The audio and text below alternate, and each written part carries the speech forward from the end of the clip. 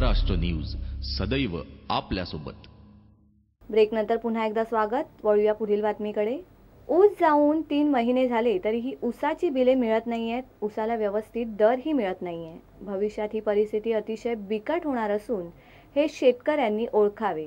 तसेच मंगळवेढा तालुक्यातील शेतकऱ्यांनी ऊस शेतीकडे न वळता आधुनिक शेतीकडे वळून रोजच्या रोज शेतीतून उत्पन्न घेऊन आपला विकास साधावा असे आवाहन फौजदारी वकील धनंजय हजारे आणि त्यांच्या पत्नी सौ माधुरी हजारे या शेतकरी दाम्पत्याने केले आहे।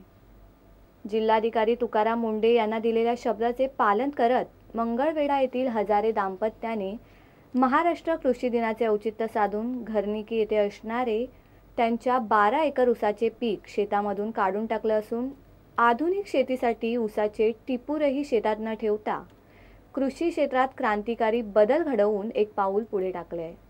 24 मार्च रोजी कृषी क्रांती फार्म्स क्लब आणि मंगळवेढा तालुका कृषी कार्यालयाच्या वतीने मंगळवेढा तालुक्यात शेडनेट हाऊसमधील भाजीपाला उत्पादन आणि निर्यातक्षम शेतकरी कार्यशाळा आयोजित केली होती।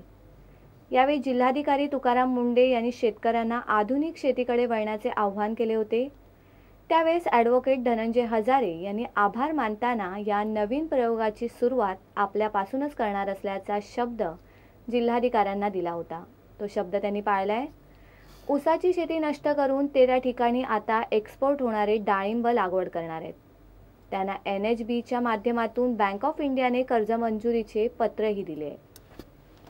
मुक्ताईनगर तालुक्यातील कुऱ्हा काकोडा येथे आजूबाजूची 32 गावे जोडलेली आहेत। त्यामुळे येथे शेतकरी वर्ग आणि पशुपालन मोठ्या प्रमाणात होते।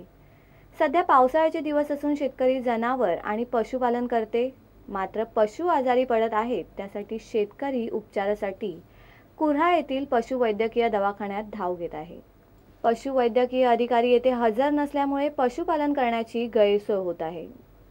पशूंना कोणत्याही प्रकारची लस येथे दिली जात नसल्याने पशुपालन करते बोलत आहेत की डॉक्टर पशुवैद्यकीय अधिकारी 40 किलोमीटर अंतरावरून ये जा करत असतात।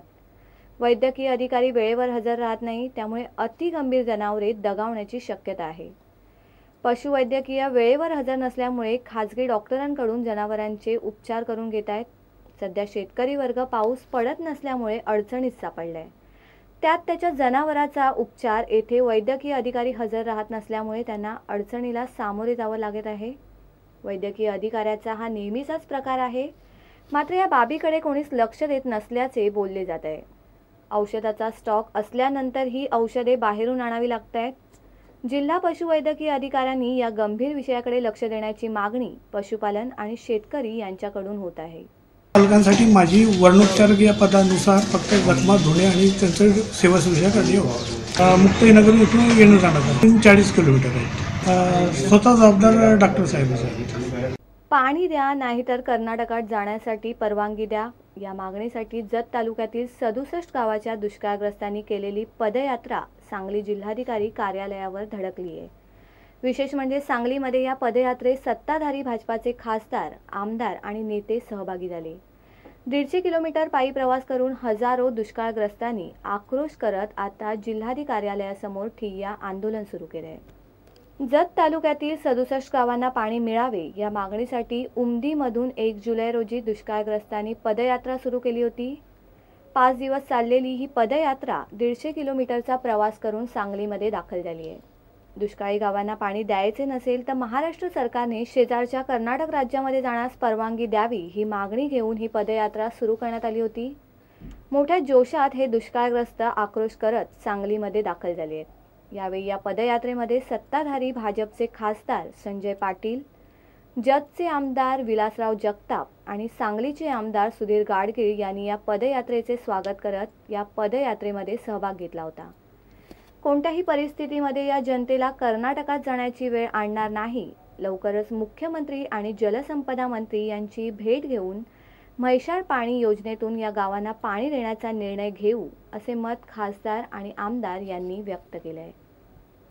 दरम्यान सरकारने अनेक वर्षापासून दुष्काळी भागाला आश्वासन देण्याचे काम केले आहे। आता आर्यापारची लढाई सुरू झाली असून जोपर्यंत म्हैसाळ पाणी योजनेसाठी 100 कोटींच्या निधीची तरतूद होत नाही तोपर्यंत जिल्हाधिकारी कार्यालयासमोर ठिय्या आंदोलन सुरू राहणार असून हे आंदोलन अधिक तीव्र करणार असून पाणी नाही तर कर्नाटकात जाण्यासाठी परवानगी द्या या भूमिकेवर ठाम असल्याचे पाणी संघर्ष समितीकडून जाहीर करण्यात आले आहे. जिल्हा प्रतिनिधी अरुण मोडकसह ब्युरो रिपोर्ट सांगली. जाता जाता पुन्हा एक नजर टाकूया आजच्या हेडलाईन्सवर. मुंबईतील फाउंटन परिसरात आढळून आली होती अज्ञात बॅग. बॅगेत कागदपत्राशिवाय काहीच आढळलेले नाही. भंडारा आणि गोंदिया जिल्हा परिषद निवडणुकीत भाजपाला चांगला झटका आणि जत तालुक्यातील 67 गावांच्या दुष्काळग्रस्तांनी केलेली पदयात्रा सांगली जिल्हाधिकारी कार्यालयावर धडकली.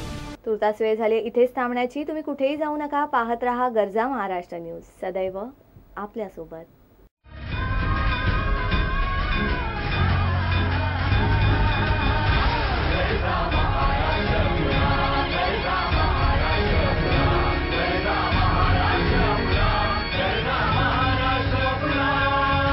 गरजा महाराष्ट्र न्यूज, सदैव आपल्यासोबत.